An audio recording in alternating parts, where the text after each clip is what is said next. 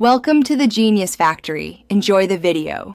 You're ready, power on the switch and unlock it.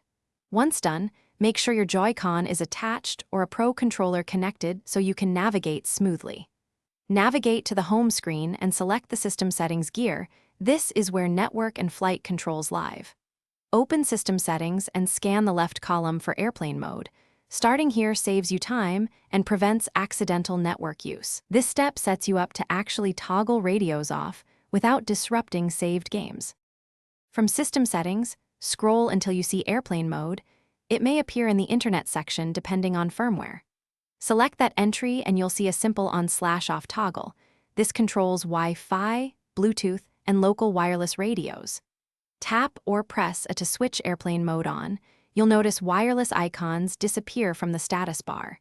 You're doing this to stop transmissions quickly for flights or low interference situations, and it preserves battery by turning radios off. After toggling, return to the home screen and confirm wireless icons are gone. That verifies radios are disabled.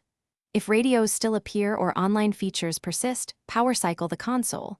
Hold the power button for 3 seconds, choose power options, then restart.